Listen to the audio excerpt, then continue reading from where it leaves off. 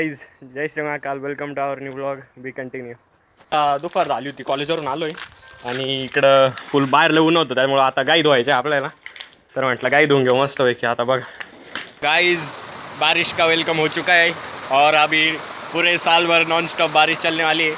और उसने बता दिया है एक बिजली गिरा चुकी है इधर हमारे पास, और अभी भी बहुत आवाज़ आ रहा है इधर. और कभी भी बिजली और बारिश तूफान से भर के आ चुकी है, और आंधी तूफान सब आ चुका है, और मोकार पाऊस चालू झाला आता आमच्या इथं. अवघडच होणार आहे आता, लय काळं झालं. चेक करो गाइस, आंधी तूफान